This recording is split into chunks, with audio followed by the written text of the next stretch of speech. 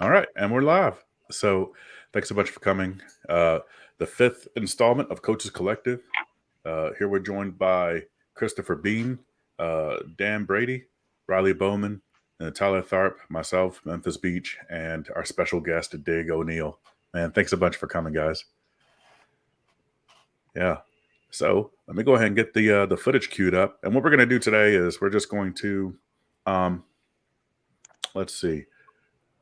So we choose somebody to analyze their footage. We analyze it as a group, and it's been doing pretty well so far. So let's go ahead and get this queued up. Alrighty, and I I haven't had a chance to do an audio check, so just let me know if you can hear. Yeah. A zone target right Yep. It's I got perfect. it. You guys can hear? Yep. Okay. Sounds good. I hear it great, but just so you know, since I'm driving, I won't really be watching. I will listen to what's occurring and listen to you guys' descriptions of it, and I'll just chime in when somebody has a question, I suppose. Okay. He's so responsible. He Yeah. is responsible. Riley, you just sit there and look pretty, big guy. 104. A zone in 105. We'll give it one more rep, and then I have some thoughts here. Let's check it out.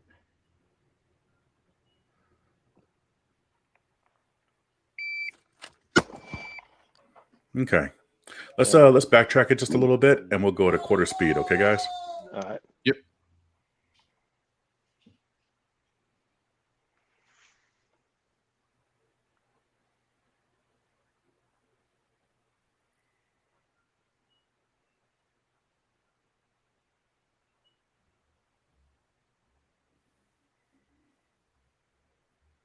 Hey, Dig, did you watch any of this in slow motion? Yes, sir. You did? Zone Yes. Okay. target right now.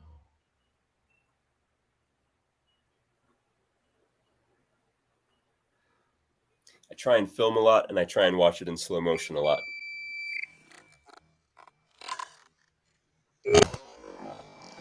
All right. How level was the gun during that press? You're asking me? Yeah. I felt like I was pressing on my extension on that one. Yeah. If you look at where the gun went off, if you look at where recoil began, where the muzzle flash is, your muzzle is definitely elevated. And I know you're at 3 yards here. One of the things that I noticed throughout this video that I think you'll come to see is that when you are utilizing a par time in live fire, instead of just seeing what the result is, the knowing that the par time is there forces you mentally to rush your shot rather than allowing your sight picture, sight movie to dictate when that shot gets pressed. You end up with this internal pressure to get that shot before the beep, and it ends up being pretty counterproductive. The timer is there to measure whatever the result is of you having lived in the process in dry fire. Does that make sense? Yes, sir. So, Chris and I talked about this a little bit earlier, that live fire confirmation is just that. It's a confirmation of the work that you've put in dry fire. And if you frequently use that par timer, and instead of allowing what you see to dictate the shot, um, your your target itself is going to tell you Mm-hmm. that you're allowing the timer to dictate the shot rather than measure the shot. Dig, have you seen my video on proprioceptive shooting? Gosh, I don't know. I've seen a lot of your videos. I don't know if I've specifically seen that one. Okay. So you were doing something that I do. And it's not something I teach. It's not something that I recommend. But I will absolutely tell everybody at 3 yards, if I can see housing on target, I'm pulling the trigger as long as there's no consequence of a less than ideal hit and or miss. So under those conditions, I am absolutely just body indexing, housing on target, letting it rip. There's absolutely no way that I could do those 0.93 4x4s by waiting to see a dot on targets. Just ain't a thing. So while I'm saying this, what I'm saying is it's not necessarily bad to be able to do that. However, I would caution against trying to push for it because it will create some bad habits, which I have. And that bad habit is trying to shoot off feel instead of sight at everything.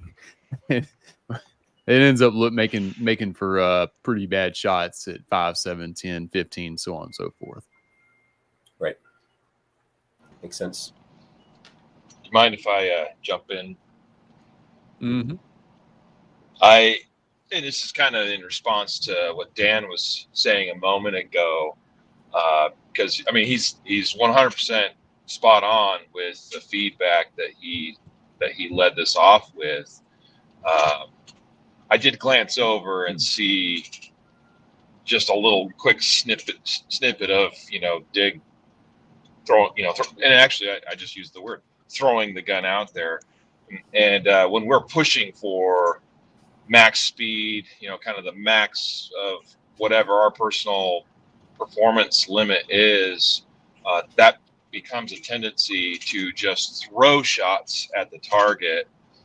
And what I'm going to say is I commend you, Dig, for pushing yourself, because that's kind of like, this is sort of like the first phase of you leveling up in this newfound draw speed that you're seeking, because you got to push yourself like that, and it's going to lead to you throwing by the wayside some of the refinement and control and stuff that ultimately you want to have along with this speedy draw. And so what I see is a dude that's pushing for this newfound speed, which is cool, and it's almost necessary to do this.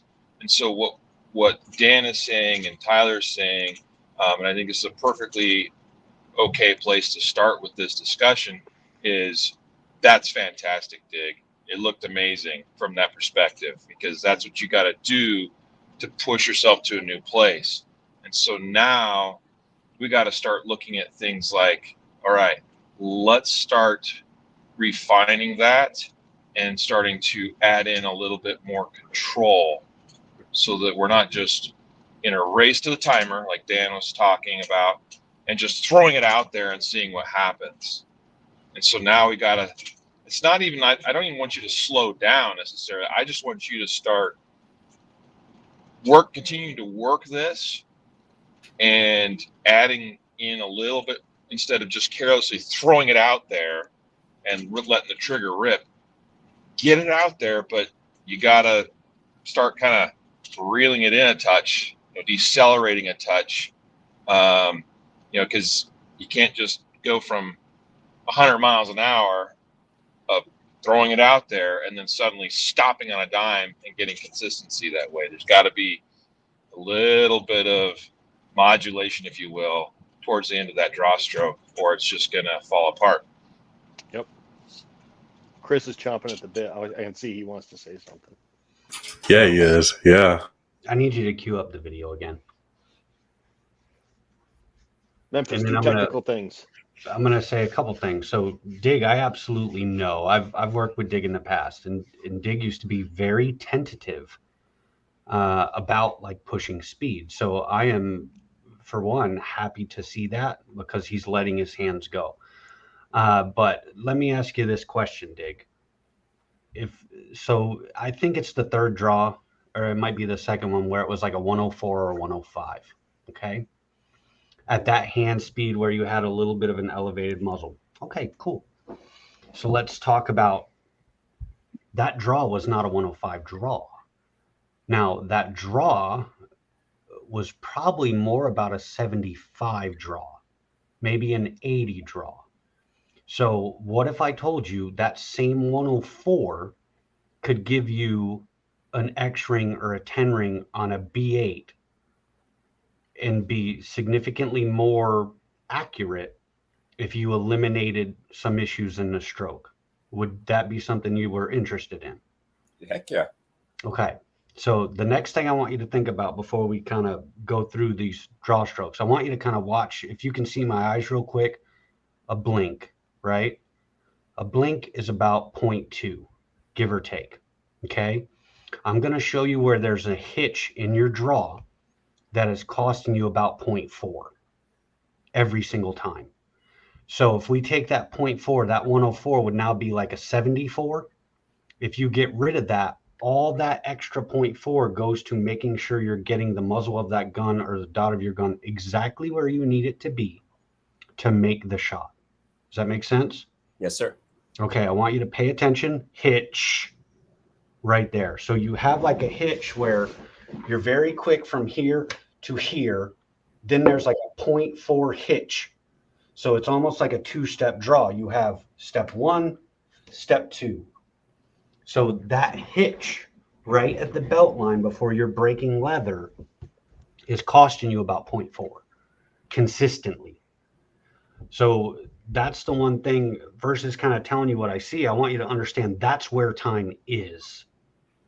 So like if you can break that away, maybe potentially micro drill, just getting out and getting that smooth, like play it in real time, Memphis, and just watch the hitch. I'll say hitch when it happens. And for me to say hitch is about 0.4.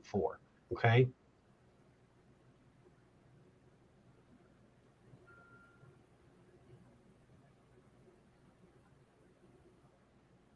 And you'll see it now that hopefully you'll see it.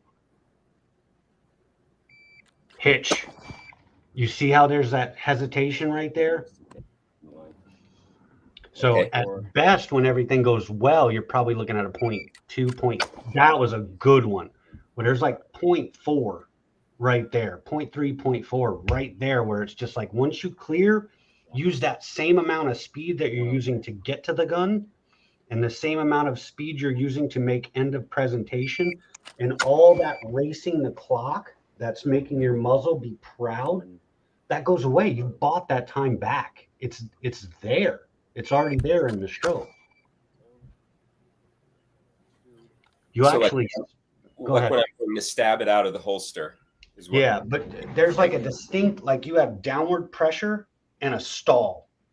So it's like wham, okay, go. Now that's exaggerated. But you'll see in some of the draws, and again, I didn't spend a ton of time watching the video because I wanted to be cold and see what I'm seeing in real time. But there's times where it's less pronounced. And I've already seen it in some of the draws we've looked at today. The times that it's less pronounced, you're not racing as hard to the end of the presentation. So deep down inside, you know you've bought time. And that's kind of a thing to kind of think about. You're like, oh, look, I have time to fix.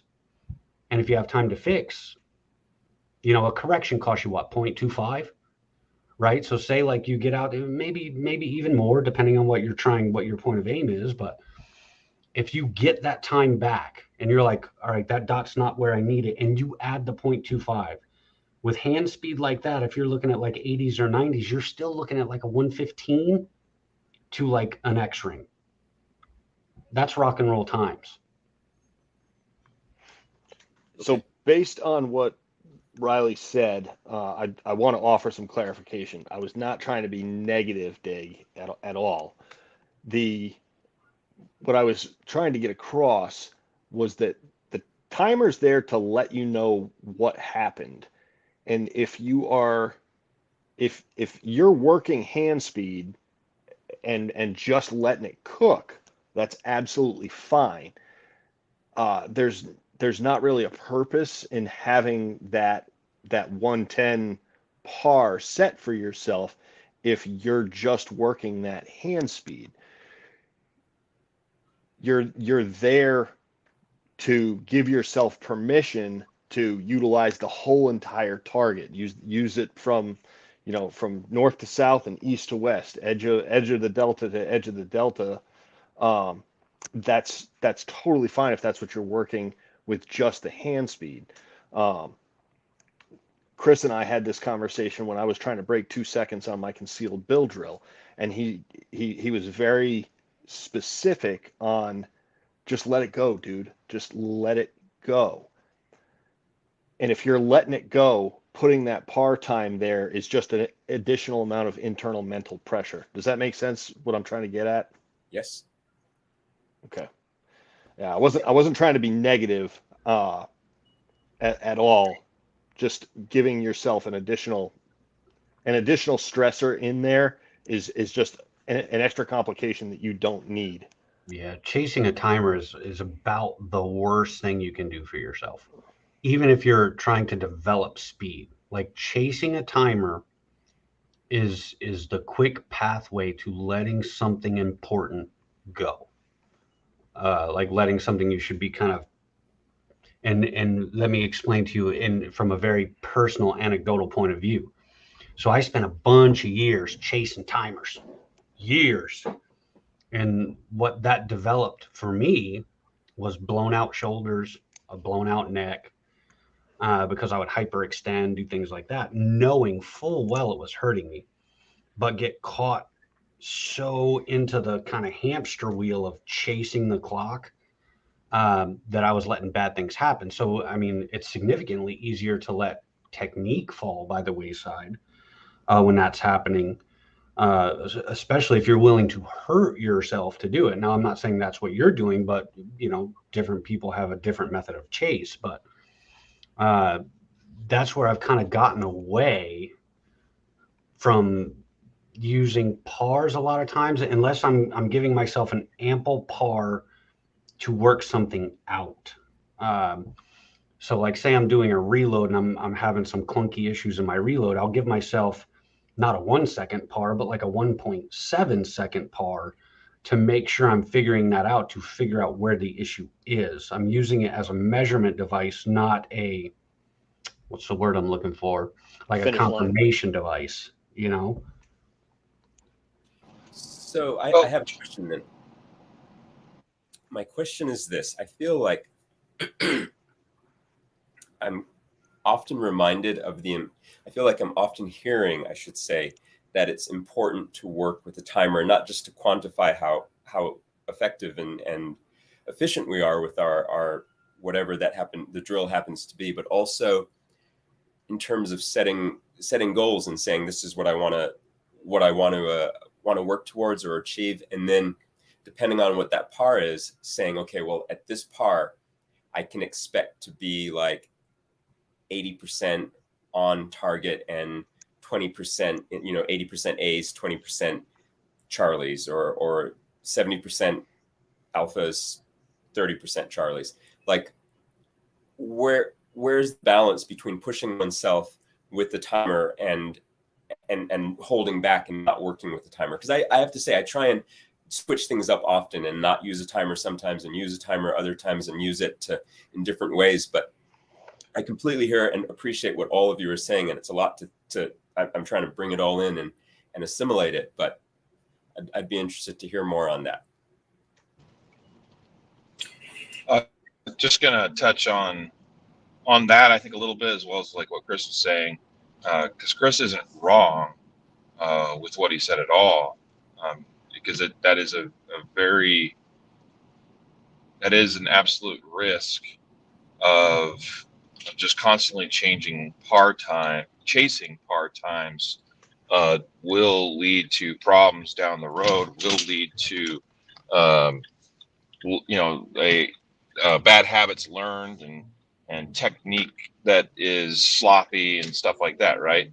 I don't personally have a problem with chasing par times because I think if we're being honest with ourselves, I think that's kind of what we have to do to actually. I think it's what we have to do is chase a par time to an extent if we're really going to step that speed, that time down and down and down and down. However, the difference, as far as I see it, is like you definitely see some dudes on Instagram where that's every single dry fire video of theirs is push speed, push speed, push speed. Oh, look, I just got a point, 7, and then it's a 0.6, and stuff like that. And they're just constantly chasing that par time. That I think is bad. Like we have to have some balance somewhere in there. And so my approach for years was I would begin my dry fire practice with a warm up, which was basically call it 80% of my max, which really is about like where I can execute the technique or the drill or whatever, the draw perfectly 10 times out of 10. And it's just a warm up. And then I would start ramping down that par time. I'd go down a 10th, and that would be spicy, right? That'd be like a little bit spicy. It'd be manageable, but maybe 1 or 2 times out of 10 would be a total fail, right? But still, I'm getting like 80% success rate. Then I push it down another 10th. And so now it's like, okay, now I'm starting to really push a little bit. And so now it's like maybe 50-50 of the time. It's like sometimes it's there, sometimes it's not. Maybe a lot of times it's there on terms of the meet and the par time, but I'm recognizing that 50% pass fail rate is, the failure is in the grip is janky. The gun's not quite on target. Sights aren't where they need to be, kind of thing. I'm not seeing anything, et cetera, et cetera. And then I'd even push beyond that to like another 10. So if I started at, maybe my warm up is 1.1, let's just say. So now I'm down at a 0.8, and now it's like, now the work is beginning as far as now I'm doing something that I'm not really quite capable of doing to any sort of consistency. And like I'd push to that, right? But keep in mind, like I'm not doing hours upon hours upon hours at that ridiculous, par chasing speed. And then I back it off, right? So then you bring it back a little bit to where you're a bit in control. And then what you find is, you push down to that 0.8 or that 0.7, and maybe your baseline, 100% passing speed is 1.1, and you pushed all the way to, in a matter of 5 minutes, maybe 8 minutes down to that 0.7.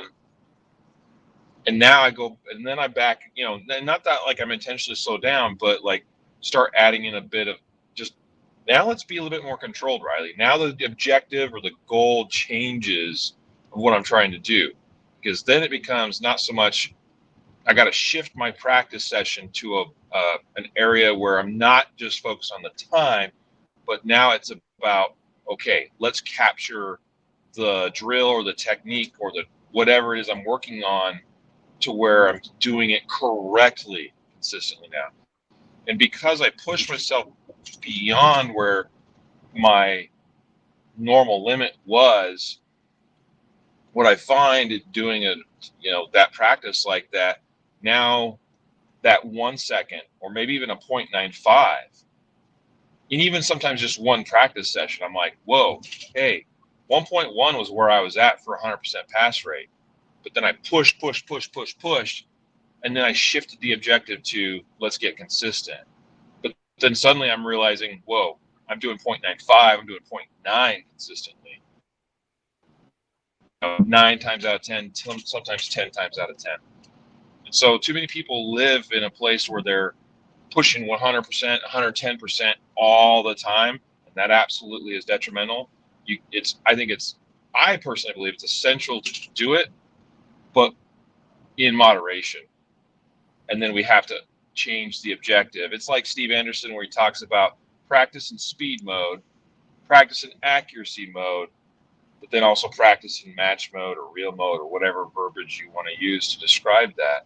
Well, that's what I'm talking about, is you got to pull it back to that match mode, which is execute the thing correctly, technique-wise, all that, and that will help you find the place you need to be.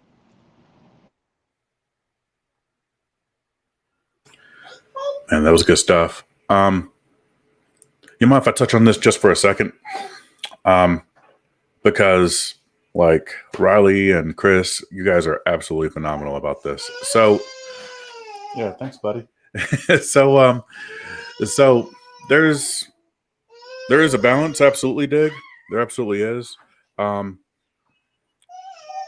Us as defenders, because this is the reason why we do this. All right, buddy. Hey, relax, okay? I know. Okay. All right. He has something to say. He does have something to say. He wants to eat the microphone. No, so there's a little bit of cognitive dissonance that happens. Okay. Like for instance, the defender in us really wants all X's on all the B8s, and we want all alphas all the time. And what that does is it slows us down. It slows us down because in order for us to really improve, we need to travel at a speed that's, I want to say, maybe like just barely outside of our comfort zone in order for our eyes to get used to seeing things faster and sooner. Okay. And the problem, though, is it's at odds with the way that we as defenders want all X's, all alphas all the time. So we have to devote a little bit of our practice time to just breaking through those boundaries. And part of that involves some of the stuff you do here.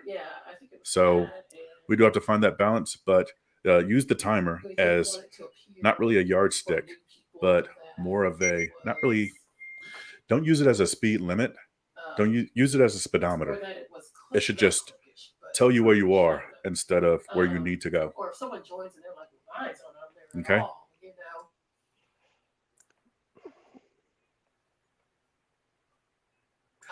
We have some more footage. Yeah, we got some more footage. Sorry, that's my wife. We double booked, but we have some more footage over here with Dig. He did some draws from 10 yards. Let's go ahead and take a look at those for a second, okay? So don't eat the microphone, okay, bud?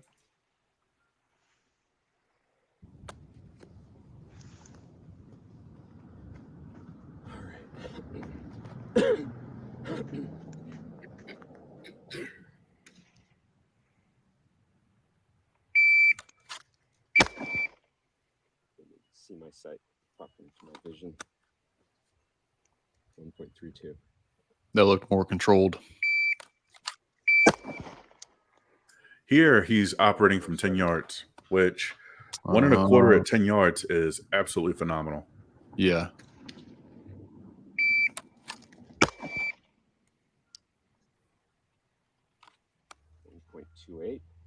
I would say that when you're operating from 10 yards and you're not really pushing so much, that was a good abort.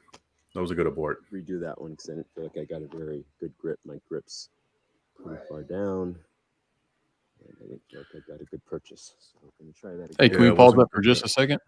Yeah, sure. This is just a question, really. If only one shot is required,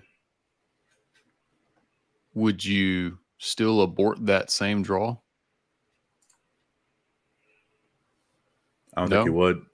Okay. Not if it was required, but in this context. And I think later on, I'm doing doubles, I think, later on as well. But yeah, I wouldn't have done that if it was. I'm not here to say it's good or bad. I was just wanting to get into your head a little bit. Yeah. That's one thing that's really, really cool about, some of the shooting that we do. Not all of it is assessment based. You know what I mean? Like a lot of it is just diagnostic. Like we're not there trying to make a certain metric. We're out there just to see where we are and to see where we can polish. I like that you're in tune with what you're feeling.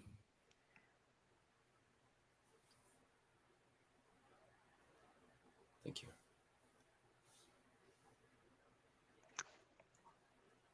Had a good purchase, so we're going to try that again.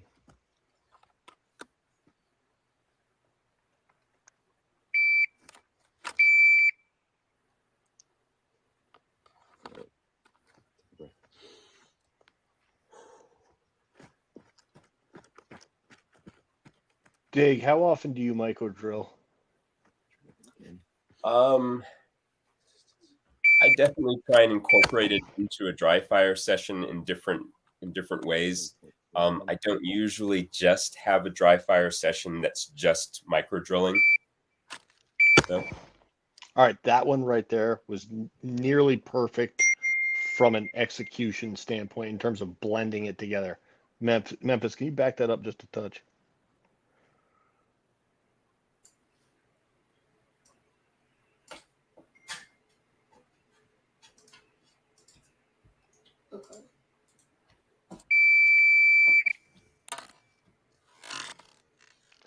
There's very little segmentation there where it several of your draws here at 10 yards specifically has been very segmented. Each portion of the draw has been very distinct. And that's why I asked the question about how often you're micro drilling. I'm a huge fan of micro drills. But that was a very well blended draw. Yeah, you can actually see like the one previous. So the one that Dan noticed that was very clean. The one previous to that had that big hitch in it, and you can see the complete difference. Yep. In like how the shot goes off for you. Like when that goes away, I think I'm trying to like figure out what's going on. I think it has a little bit to do about like where your support hand's hitting or where you're kind of recognizing that it's kind of where it needs to be that's causing a little bit of that. And when it doesn't exist, it's like wham, fast at 10 yards too. But there was like where it was, go ahead, I'm sorry. No, I think I know part of what it might be. Again, I'm trying to be responsible. I'm on a wide open highway with like nothing because I'm in the middle of western Kansas. So I've glanced over at a couple of them. And I think what it might be, Chris, is that I think of it as like some people when they draw the gun, the primary hand goes to the gun, pulls gun out, and then they grab the pistol with their support hand at some point, right? And then they go to the target. And that would be kind of just in line with what Dan was describing, or you, or whichever, now I forgot, segmentation. The way I think about it, Dig, would be that what we really want is not that we clear holster and then the support hand grabs the gun as well at some point during the process, but rather that the support hand needs to start working with the primary hand in the same direction together. Like Scott Jelinski talks about it as, hey, both hands need to be going north-south, right? Working together and not, well, and part of the reason for that is not one to be going east and west and stuff like that. But the key here from what I've observed briefly is sort of like sometimes the really hitchy draws seem to have almost like support hand goes to the gun and it's sort of like either it's grabbing the grip or the primary hand is trying to pick up the support hand and carry it along as opposed to the support hand actually working together with it. Hey, Dig, when you go for your gun on step one with your strong hand, are you trying to drive your thumb behind the slide and like maximize your grip? Okay. Are you going for a claw grip instead? I am that's my intention. That's my goal. Okay. Because what I'm seeing here is I'm seeing a lot of thumb action. I don't know if it's driving because the shoulder and the elbow are a lot more stable than if you were trying to drive. There's still a little bit of a hunch there, but it's not as pronounced as what I see in other shooters when they try to drive their thumb behind the gun. So that's a good question. Thank you. Back that one up again, Memphis. That one draw.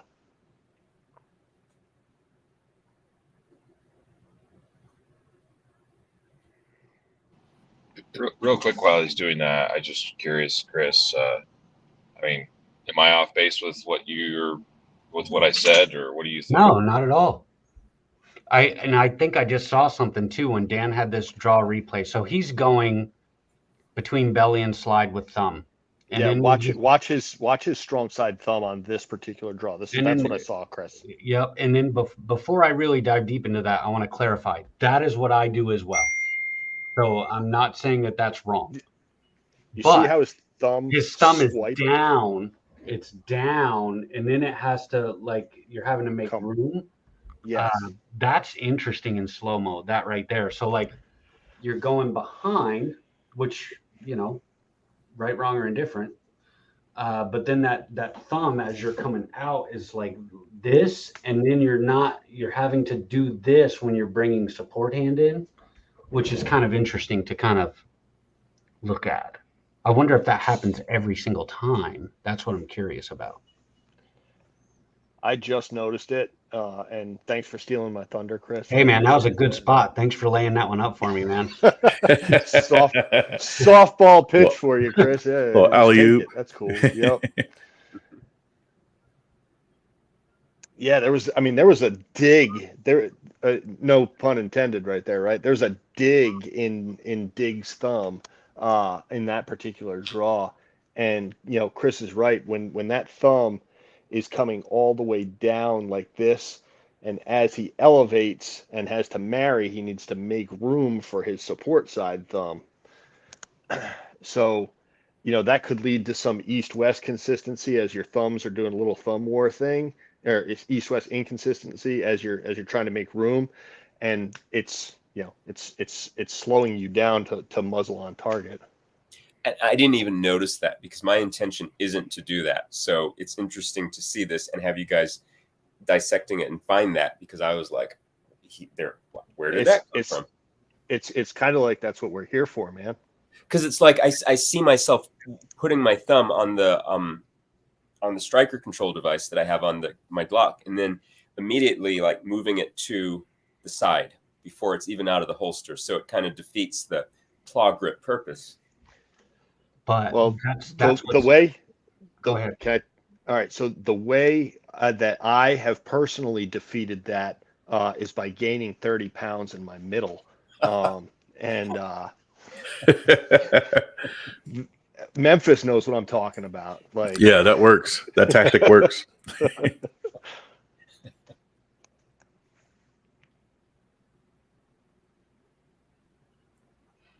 Okay, let's zoom a little bit further forward because we got some more drills coming up.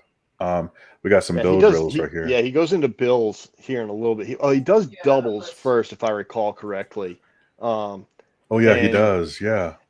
Dig, I will say this: your consistency on your doubles, right, where you were very consciously working those 2 to 2.5 splits. Man, I couldn't be more pleased with that, calling those splits right there at that 0.25. Boom, boom. Very controlled, and you showed your target, and I think out of 16 doubles that you pulled, I want to say 12 of them were really good, solid A zones. Does that recollect to you? Something like that. Yeah, and you were 2-4, 2-5, 2-5, 2-5, 2-4. It was just over and over. It's so super repeatable. 24, 0.24, and then a 1.26. Can we go back to right when he starts that, right as he starts shooting, and watch his body posture? Yeah, because I noticed a little bit of rocking towards the front, towards the beginning, but he ended up correcting it very well.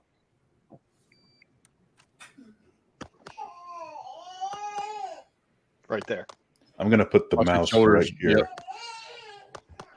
So, Dig, talk to me on that. I saw your first 2 sets of doubles, high hunt, shoulders, head kind of tilted down just a little, and yep.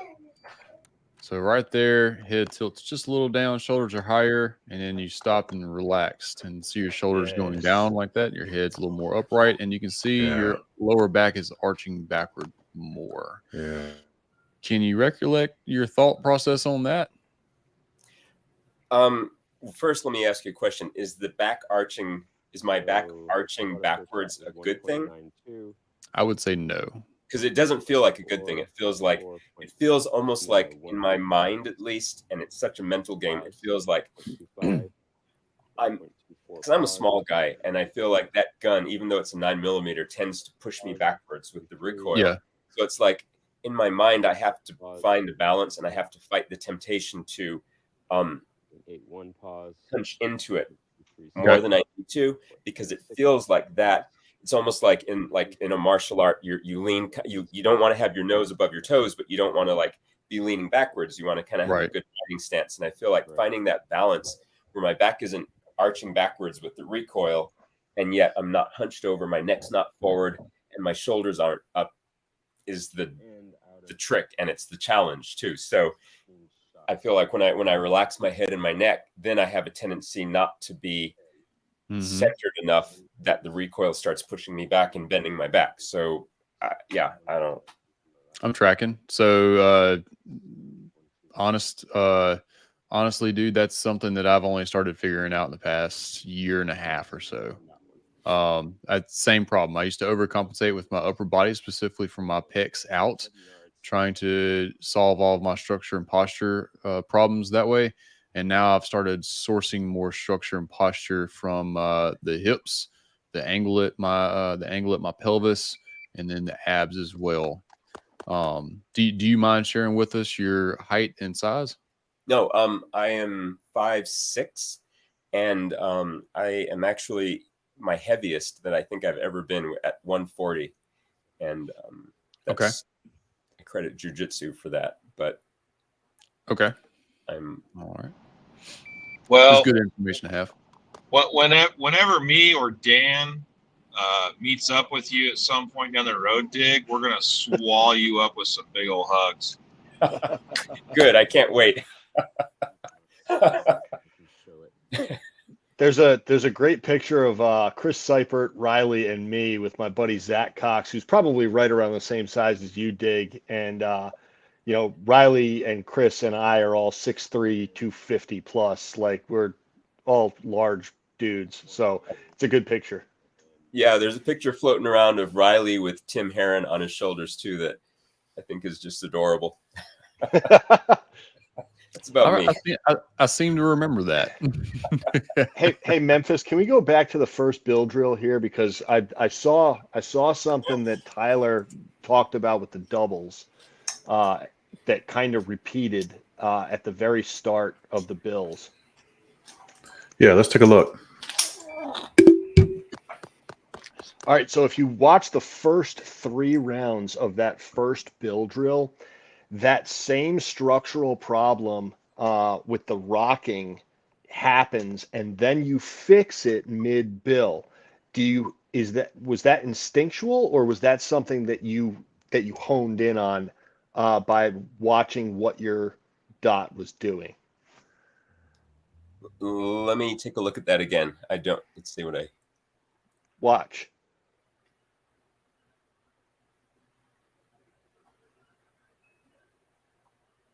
You see the difference in recoil with those last 3 than the first 3? It's like you bit your lip and kind of leaned into it, you know?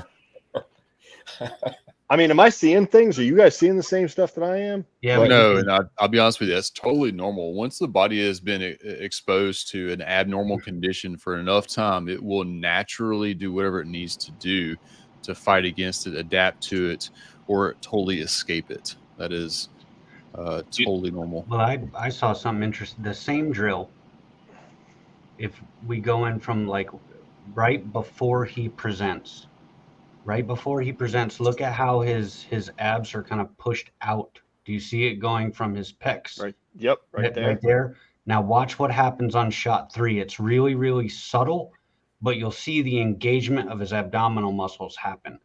So, all right, walking away,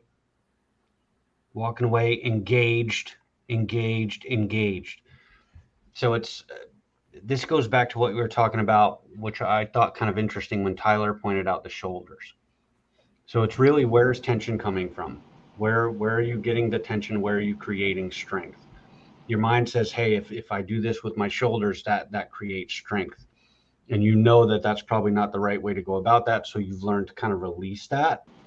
But where do you need that tension, or where do you need muscle engagement? And, you might not be a big guy, but you're obviously very, very fit. You're probably the closest one in the room to having a six-pack out of all of us.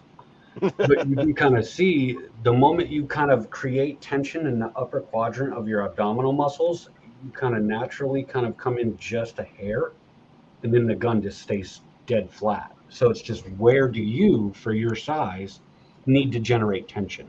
Does that make sense? Yes. Yep. There's a fine line between tension and engagement. And I'm going to tell you right now, it took me a long time to figure out my own personal balance. And without being one-on-one with you and asking you probing questions and actually literally touching you in specific muscle groups to ask if you can engage or disengage those and let you figure out what is too much and too little, it's really difficult to try to explain all that via internet.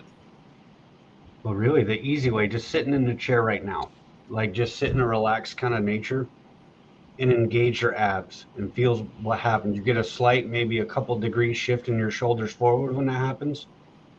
You feel what I'm talking about? I do, and I definitely feel more stable when I do that. Ta-da!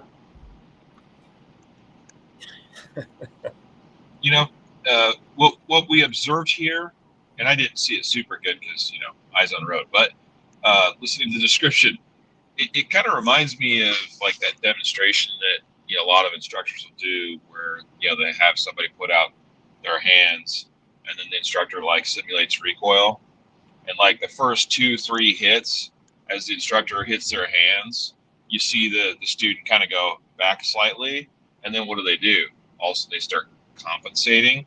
And so what I always like to tell shooters and students of mine is, hey, like, prep yourself ahead of time. You know what firing this gun's like.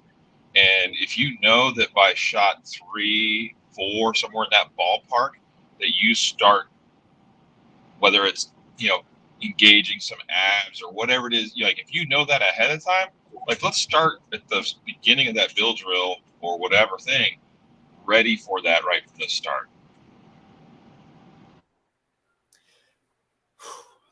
An interesting thing that I think Riley and I both do, if you look at our build drills, both of us, as a build drill happens, we actually drive into the gun slightly by doing that exact same thing. I don't do it on purpose. I don't know if Riley does it on purpose, but you can almost always see in my build drills by like shot 3, I'm starting to go like that way into the gun. And I think it's exactly what he's saying. Like, I know it's coming, but I consistently pressure into it. I don't know, just interesting. Yeah, and when you do that, it instantly returns the gun back to 0. And do I do it intentionally? Yes. I would say that it's a learned, automatic skill for me now, but it began with me intentionally going, hey, and actually Rob Latham is the one that encouraged me to do that. He's like, hey, you know that those 6 shots are coming, but honestly, you can do it anytime you draw the gun, anytime you draw to go fire shots, you could do that. Like, it's like, hey, I'm about to shoot. What do I do when I shoot? I'm going to just push back a little bit and be ready for it.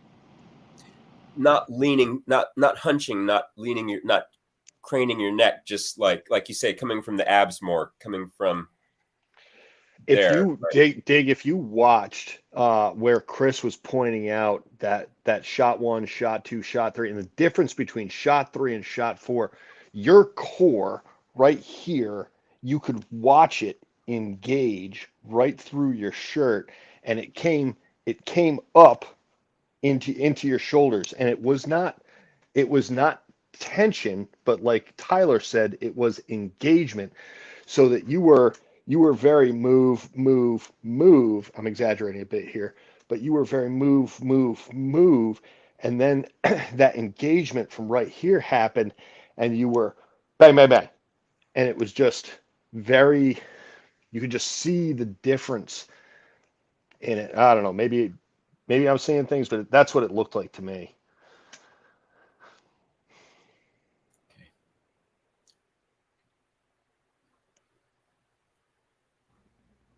On a super positive note, though, we are digging into nuance for you. Yeah. So that's a big deal, right? So we're not going, hey, there's this huge hunk of low hanging fruit. This is like nuance stuff.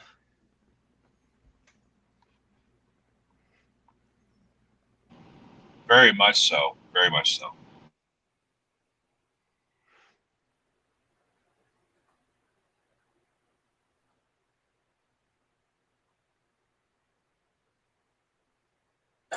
So, question: why do you shoot at the white side of the target instead of the brown side? I think that the brown side just had a bunch of tape on it. Oh, come on. Okay. It's payback, man. It's payback. Man, Riley knew where I was going to go with that.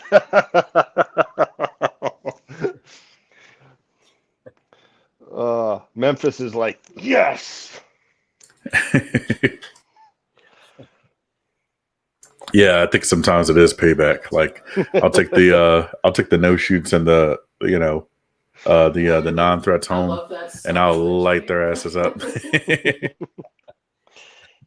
How do you, so just looking at the target, and this might be a hard question to answer, but do you feel like you visually are relatively consistent when you have like differing structures? Like, do you see the same thing? Do you always see the dot, it's staying within the glass, or are you losing it, it's coming in?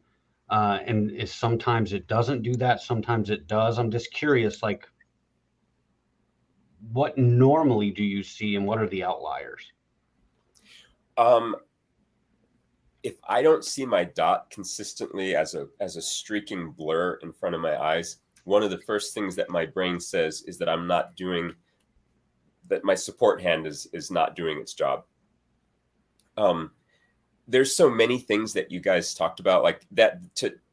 I want to stay focused on what your question was, Christopher. But prior to that, you were talking about observing how my support hand married up, and that also right there is because I feel like getting that support hand on there in the first place helps dictate how it's going to perform through something like a bill drill. So like I just recently watched a video, Christopher, that you did on ASP extra with support hand, and I've really been trying to practice getting that support hand on there right away in a functional and effective way early, sooner, so that by the time it's out, it's and I have to remind myself, grip that sucker with that support hand, because it can be lazy sometimes, and when it's gripping tightly and efficiently, and I've got it right where it needs to be, and all like squinched in there and a little bit on the back, but filling all that space, my dot can relatively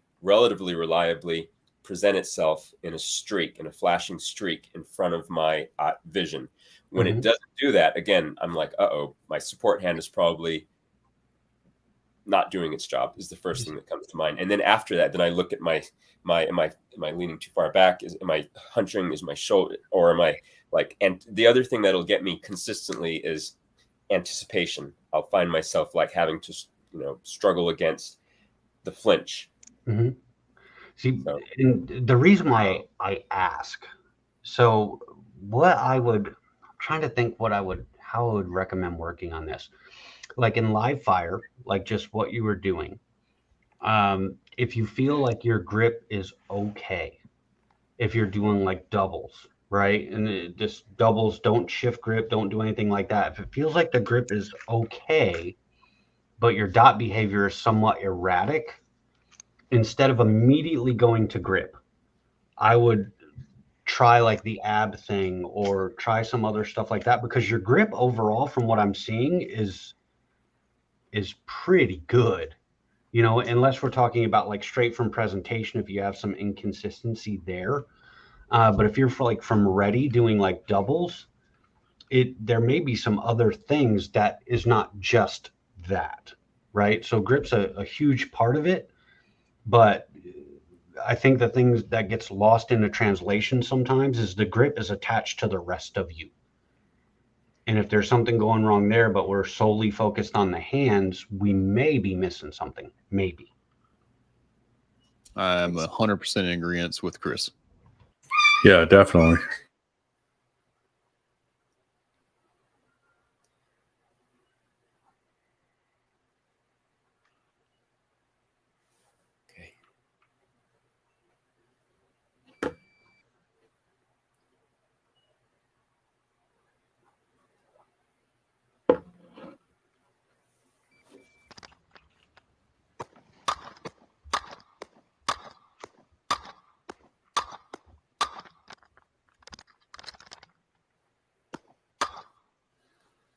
Is P1T point one tactics?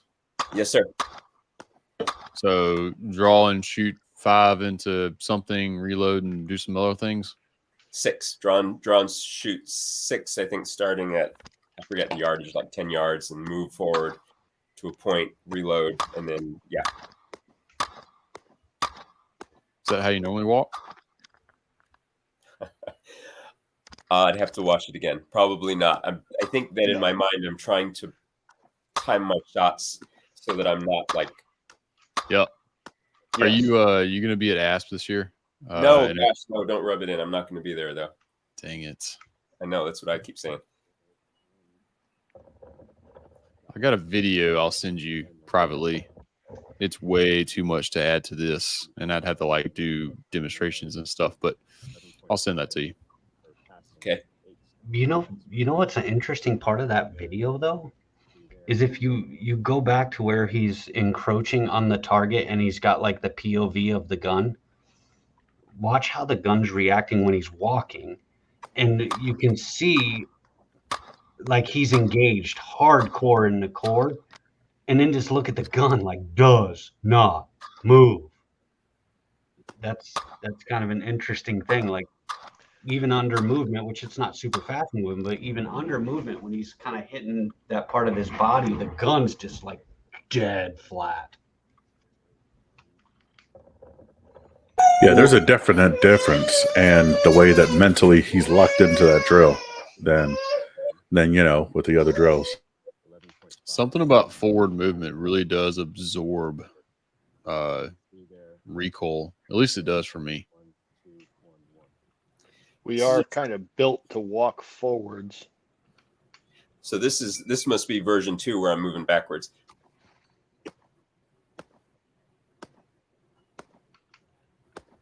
Oh, you don't have any gun camera on that one. I'd like to see the difference. So I think part of the point, like what Tyler pointed out, is timing your shots to be synchronous with your steps. I mean, obviously it's a way, because by so doing, we're seeing this stability in the gun because he's essentially planting a foot and shooting the gun, right? And it's sort of like for a brief moment in time, it's like it's like he's in a stance with his left foot forward, and then the next shot he's in a stance with his right foot forward, and then he's in, so like it's a way. But the problem is that, well, number one, it's hard to do to actually be in sync between steps and shots all the time. And as soon as you throw some other complexity at the shooter, that will fall apart almost certainly. And the other thing is it's just too slow. And so shooting while moving is not about trying to time shots with steps, but it's about just learning how to move and lift and place your feet carefully. And then when you master that, and honestly, like, and I'm sure Tyler would be able to do this, and I'd love to, do this with you if we had the opportunity. Like, probably in like 30 minutes, we could show you how to just move and place those feet carefully, and allow you to shoot whenever you want, and you'd be way faster and still accurate. Dig, did you happen to be in marching band? No, I didn't. Nope. Oh, okay. Well, But, just you me know, being the nerd again. Well, that's obvious. Just kidding. Got him. I knew I knew that right away. I was like, dude didn't do marching band. Oh goodness. Yeah. And that's okay. Dig, did you know you signed up to be on a podcast with a bunch of nerds? I sure did, and I appreciate it. I think if Dig was in band, he'd definitely be some sort of drummer. I see he's got the guitars back there, but he's got the attitude and the cadence of a drummer. Right on. Actually, he's kind of getting it figured out on his forward motion because the shot's breaking as the heel is contacting and rolling forward. So he's not waiting to be flat-footed. He definitely was on the backwards movement.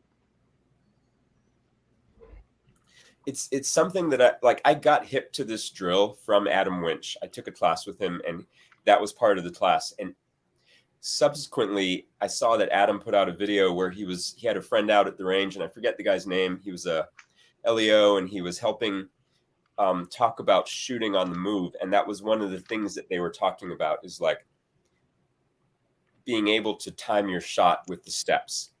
And it wasn't something that I had incorporated until I started thinking about what they were talking about in that video. And then I was like, well, let me see what I can do with that.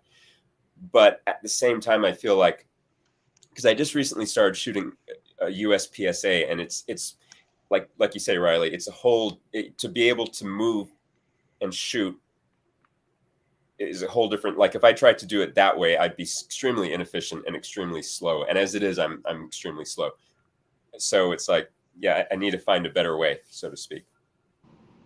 Well, that whole timing your shots with your steps, that's cop speak right there, dude. Yeah, I was going to kind of touch on that, is that, look, I've been a cop for a long, long time, well over 2 decades now, and I know Adam Winch, and he's a good dude. I've never taken one of his classes, but I've seen plenty of his content. Cops, generally speaking, do not know how to teach movement and shooting simultaneously with any degree of serious efficiency. That is competition shooters who do that better than anybody. If what's that? And assaulters, team guys, actually. Yeah, team guys, yep. Yes. But usually, again, team guys have shoulder mounted weapons. And the vast majority of the time, those shots are done relatively statically.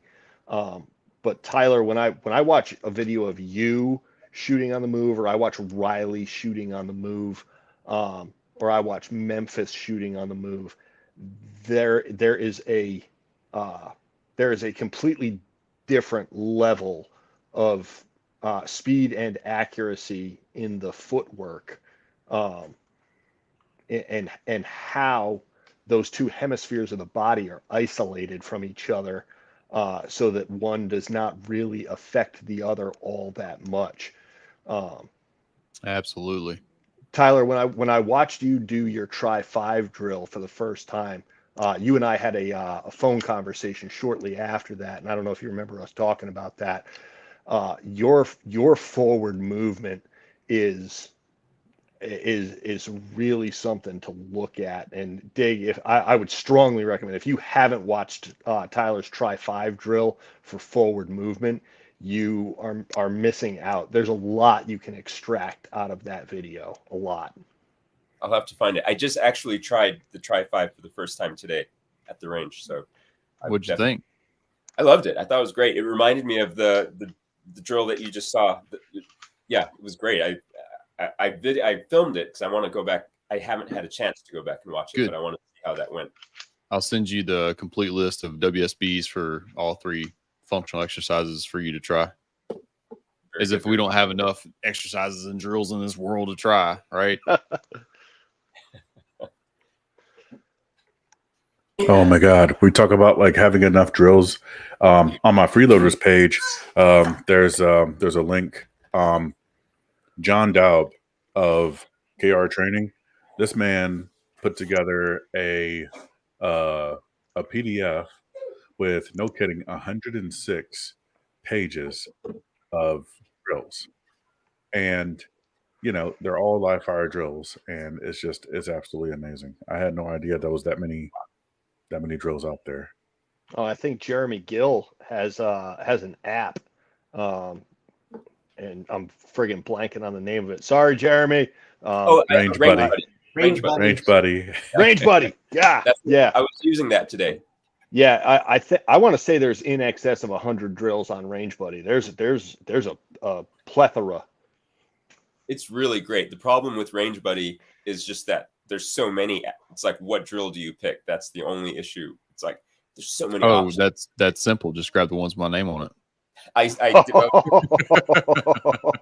Shameless he is. Yeah, Shameless. he is absolutely. There is absolutely no shame in that dude anywhere. There's just self-aggrandizement, just incarnate right there. I spent the weekend being jealous of how much freedom of speech Mickey Such has, and I'm like, oh my God, if I didn't have a filter, that would be what things I would say. I'm gonna show you a picture. I'm gonna show you a picture, Tyler. I don't know if you can see this picture, Tyler. That's me. I was trying your pudding patch again. I keep trying it. That's me. So what you see there is 2 holes in one, and then that third one which just went low. And I was like, Welcome to my world. I printed that exact print no less than 5 times this weekend. I kid you not. Me and AJ Zito went back and forth every day trying to get it, and we failed. You know, I still haven't earned my own dang patch. Hey, Tyler, look at this one. This is from my buddy Derek.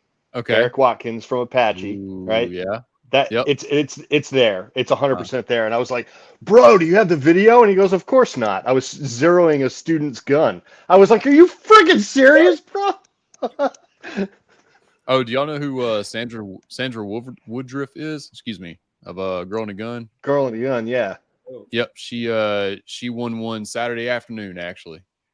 Yep, while in Carrie Dudenhofer's class.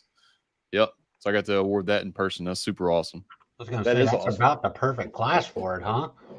Right? It's almost like the cheat code is there. Hey, you should read your own cheat code then. One day. I actually did design a class called Precision Pistol for a local place. So yeah, I don't know if they still do it or not, but whatever. Hey Memphis, you get your patch in the mail yet? No, not yet. It's okay. I've been in freaking Oklahoma. I will get by tomorrow, I promise. Well, maybe Wednesday. That's all right. I've been sitting on Derek Watkins' Rangemaster Master patch for several months at this point, and I keep on promising to put it in the mail. But anyway, we've run Dig off. Oh, Dig just left. Done with you guys. I'm getting ready to like circle back. So gotta plug my computer in. Don't mind me. There we go. So yeah, so Dig. I want to point out again at the start of this, I was not trying to be critical of your use of the timer. All right. I feel like Riley just beat the crap out of me about, using timers and par times and stuff like that. That's okay. You deserved it. Listen, nobody likes you. All right. So just be Southern and quiet and just, all right. When it comes to your live fire stuff, if you're going to chase the par times, fine. If you're going to work hand speed, fine. There's no need to set that par time in there to throw that additional complication, that additional rushing factor in your mind. Just throw hands, right? Just throw hands, and whatever the results of the target and the timer will tell you what that result is. All right, especially if you're at 3 yards, 4 yards. You want to work on the Tyler Tharp, 0.96 4x4 from concealment, and work from that with some non-sighted first and second round as it comes into your line of vision. I got it. There's just no need to put that timer, that par time in there. That par time in your dry fire, right? That par time in your dry fire when you are pursuing the technique, when you are living in the process, like Memphis likes to say, that's where that needs to be, and say, I have to have X by Y time. All right. So as I was talking to Chris earlier tonight, if I'm working straight hand speed in dry fire, I don't press the trigger. I have my 0.7, 0.75 time set to see if I can get that dot in that 0.7, right? If I can remove the hitches, if I can have a blended level of efficiency in there and actually visually have my dot in a acceptable target zone at that speed, because then all I'm adding is that at the end of that press. So if I'm working that blazing speed at 3, 4, 5 yards when I go live fire, I can pull off those 80% alpha, 70% alpha Charlie hits prior to eye line, right? When I have sight housing on backer, again, when I don't have a complicated target, if I don't have a dirty background with no shoots, whether that's range speak or real world. And you can absolutely work that straight speed. Just you don't need to complicate your life by throwing in that part-time beep in there. So perhaps you would say, don't discard using the timer, but don't set a part-time. Just evaluate where I am based on the timer. Yeah, that's what I was kind of trying to get at, and I don't know if I just dribbled off into Marine speak and went monosyllabic. It's entirely conceivable. Grunted and pointed at the sky. Shut up, Chris. So, all right, I'll turn it over to the smarter, better people here with Tyler, and I'll stop making fun of his beard. Crayon's good. Shut up, Chris. So, first of all, clarification, Dan. Everything you said at the start of this podcast was completely appropriate to say, and I even said I agree with it. So I don't know why you're beating yourself up, man. I think I just added a little nuance to some of what you said from my point of view. Anyway, I'm gonna have to run here. I gotta go anywhere. That's true. I gotta go feed my guys. We're making a pit stop now, and they need food and they need dinner. And I appreciate you letting me be a part of this. Sorry for me being like on the road and all distracted and stuff, I guess. So thank you guys, and Dig, good work, man, and keep after it, dude.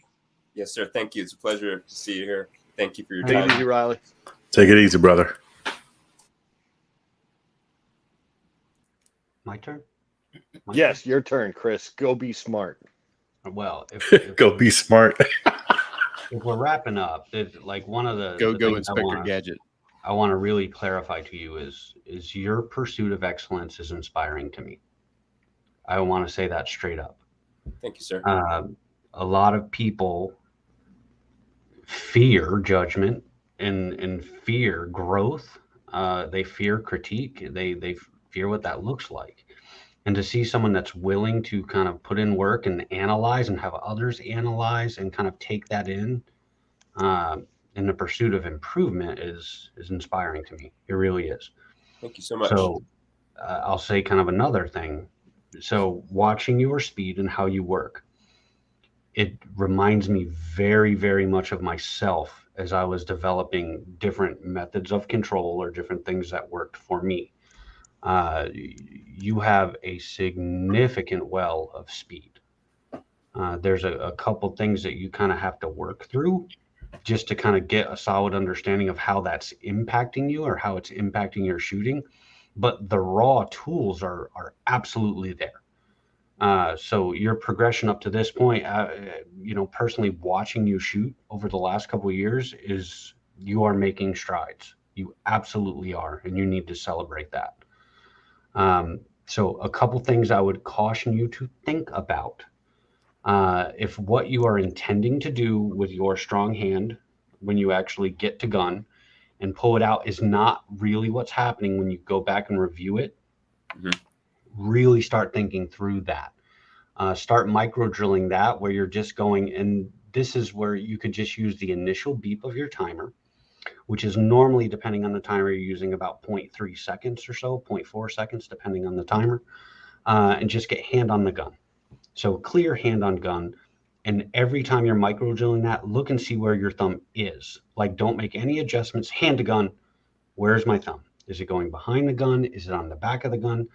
And however you choose to deal with it it's yours. It's subjective. But figure out if you're actually doing what you intend to do under those kind of pressures. And then you can start kind of refining what does that need to look like. If I'm actually hitting my claw, is that, I think that might actually alleviate some of that hitch you have in the draw. So working on that and then going from like hand to gun to marry, start seeing kind of how that impacts your shooting. Going into live fire, I would definitely suggest you really continue to kind of pay attention to where the application of the muscle that you have brings you the most benefit. From what I'm seeing from a cursory point of view is your abs make a big difference. It's not your shoulders, it's not any kind of musculature in here, but when you engage those abs, something different is happening with the gun. Which makes a lot of sense to me. Yeah. You just need to get to the point where you're mindful enough about how your dot is acting that you can tell the difference and let the gun communicate to you when you need to apply something different or change. If in the beginning, as you're learning those skills, you're going to have to apply cognitive thought. But at some point, you need to start really communicating with the gun. That'll teach you how to be visually more acute to what's happening and create the ability to actually make changes in real time when things are not going the way you want. That's how in a build drill, you can throw shot 4 as a Charlie and then correct. A lot of times that happens to people and they don't really understand what happened. Now, when that happens, normally you are seeing something and your body's recognizing a change needs to be made. We're just not present enough to understand that we actually initiated the change. So I think you're really at a point where you're ready to communicate more with your gun and stop thinking so much on the front end cognitive side and more on the back end. What is this gun telling me to do? Does that make sense? Yes. Yeah. Cool. Was that smart enough for you, Tyler? I wasn't the one that called you that, first of all. Well, you're the one that got blamed for it, so.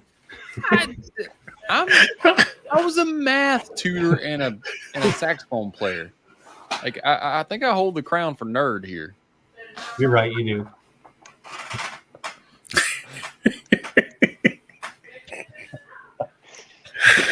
Oh, Tyler, I would have beat you up in high school like a lot. No, you wouldn't. I run for fun. Oh man. Anybody else have any final thoughts? I'm taking notes, by the way. Dig, when we're done here, I'm going to. Well, what we typically do is our final thoughts are organized in the way of, stuff that you need to marry, right? Keep it for the rest of your life. Stuff that you need to flirt with. You don't have to marry it. And then stuff that you need to divorce. So what I'll do is I'll put those into our notes and we'll send them to you along with just a little bit of homework because, It's not really so much about the destination; it's about the journey. Yeah. Just a personal note that I have before I hand it off is I love the mental fortitude that you exhibit. The fact that you're willing to come on here live, you're willing to show your work, and even in the drills that we see in the video, there are some times where you shake your head, but you you give yourself like a boxer's reset, and I love that. Man, that's so Yep. important. Yeah, he's just So jumping around, just like, yeah, I got to shake that off, man. Right. yeah, it's almost like in a fight, if you get rocked really hard, it's like, wow, you take one. All right, that was good. All right, let's get back into it. And mental fortitude like that is so incredibly important to your growth here. So, man, thank you. Yeah, I'm gonna echo both Chris and Memphis on that. People need to live in what they are doing in their practice sessions. One of the reasons that on the deliberate training group, that on the last sort of entry, I required that 90-second no cut video is so that people will be willing to submit their mistakes, to show not just that perfect 7-2 draw to first shot. They're not just showing that 1.4 reload and back on target. They're showing their process, whatever it is that they're working on. And that's why I didn't particularly care what it was in dry fire. I just wanted people to show what their process is and be okay with showing their mistakes. Because if you don't accept that you're making mistakes, you're just going to keep making them. And that's nowhere, anywhere anyone wants to be. The only way that we succeed is by fixing the failures that we've had. So good on you for engaging in all that so heartily. Thank you. My pleasure. Yeah. Dig, I'm going to send you some stuff personally for the footwork and whatnot. So be on the lookout for that. Thank you again so much from the bottom of all our hearts for being here. I would, without hesitation, this is my happy face. Okay. Without hesitation, I would put you in the boat of really good shooters and on my team any day of the week. And I mean that. Thank you so much. I'm honored to hear you say that. Thank you kindly. Well, I sure do appreciate being on here. I feel like I'm among friends and family. So thank you all for having me on here. It's been an honor and a pleasure. You are. I hope you get something out of this, man. Like Truly, I hope you don't. Oh, absolutely. A lot. I've This is gotten awesome. so much. Like before we got together, I sent Memphis a message saying, "Is this going to be recorded?" Because I know I'm going to want to go back and review it many times, because it's like when there's so much information and it's like I hear you guys talking back and forth with each other about different nuances and all of this coming in. I'm like, I'm absorbing as much of it as I can, but I know that it's like there's more that I'm going to need to process and absorb, and this is something that I'll watch for years. So thank you guys. And yeah, When we discussed the purpose behind this, when the four of us were having that purpose conversation, right? It's interesting that this particular episode really highlighted what I said was going to happen, where Chris cued in on your core in one draw, and I'm looking at your thumb, and Memphis is looking at your shoulders, and he's playing with the mouse, being like, oh, look at his shoulders here. And Chris is like, oh, check out his core. And I'm like, his thumb's doing a thing right here. And you have three, different coaches who are looking at the exact same video in, 0.25 speed and honing in on very, very different aspects of the exact same movement. that's amazing, and it's awesome. Like I say, it's an honor, and I'd like to add something to go along with that. Each of you, and I don't know if you probably hear this, but I want to say it because it's important. Each of you has enhanced my experience as a firearms trainer, more than you could possibly know. I have a feeling like I study your content so much that it's, I mean, like I said, I feel like I'm among people that I know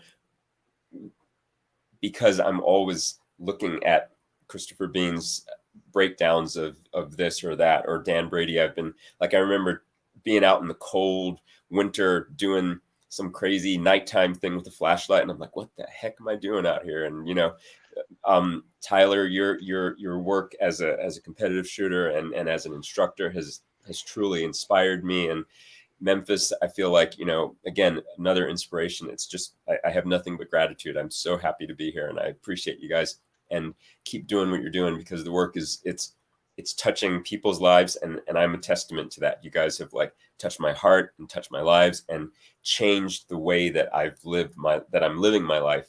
And I also feel that way about, if I could name drop John Correa, his whole approach to being a good, sane, sober, moral, prudent person has really made me so much of a better person. And it's all part and parcel of the same thing, this firearms community, and not just any random section of the firearms community, but there's specific elements within this firearm community that I'm honored to know and associate with. And again, I thank you from the bottom of my heart.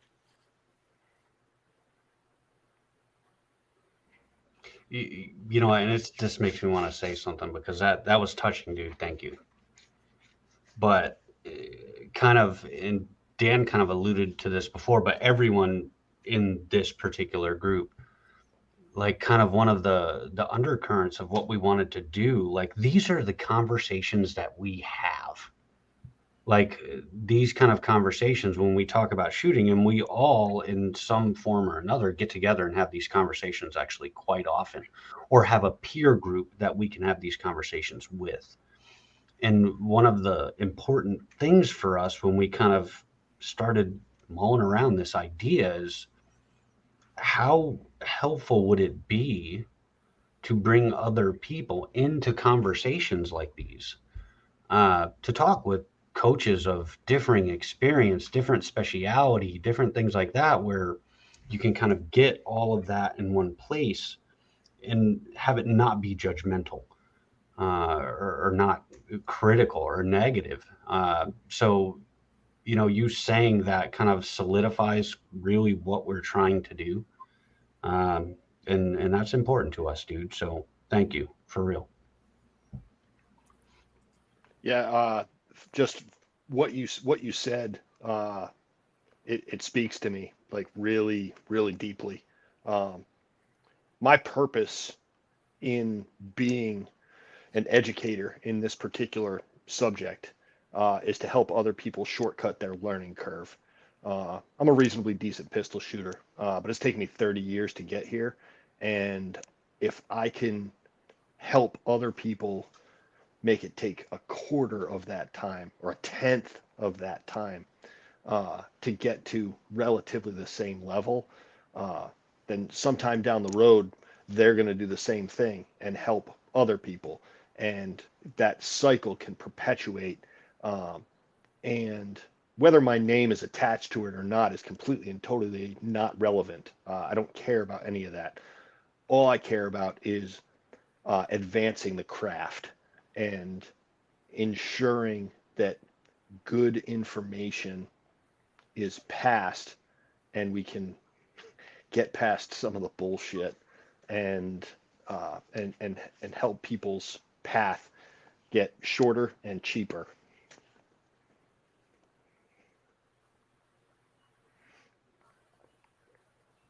Yeah. So, All right. yeah, let's wrap this thing up. We do have a comment from my friend James Barron. Mr. Bean is a nerd. He's the nerd everyone needs in our lives. Communicate with the gun. Damn, I love it. I love it too. So, man, shout out to James. James is a man. I love that dude. He's so awesome. He's so incredible. I love that dude. So it's funny, if you saw that dude on the street, the last two things on earth you would think about that dude are world-class pistol shooter and dentist. Like So awesome. Yeah. So, all right, let's go ahead and wrap this thing up. Let's go around the horn. We'll start with Chris. If people want to ask you questions, how can they get a hold of you? How can they get in touch with you? Probably the easiest place to find me right now is that I have two homes on Facebook, and that would be the Active Self Protection Dry Fire Challenge group. And I am somewhat frequent in what is it, Dan? Is it Deliberate Training Group? Deliberate Training Group V2. So past that, my website is still under construction. We're into like year 3. I'm making small incremental gains on that, but it's coming. From a training standpoint, I think Tyler and I both will be in Manhattan, Kansas in about a week or so, a little bit more than that, 10 days, at the Active Self Protection National Conference. And then once I get back from that, I'm actually freed up for a while and going to be trying to proliferate a little bit more online coaching. That's my girl, Catherine Van Note, right there. Yeah, I know Catherine. Hi, Kathy. But yeah, that's me. I'm easy to find. I'm Christopher Bean on Facebook. I don't go under an alias. I'm not Instructor Chris or anything like that. So you can track me down if you need me. Right on. Yeah. How about you, Dan? How about you next? Yeah, if somebody out there wants to send me an email or something, dan@apacheNC.com. I'm on the Facebook group, Deliberate Training Group V2, pretty frequently. I admin that page pretty substantially. Pretty easy to get a hold of there. I'll be up and down the East Coast a little bit over the course of the next month or so.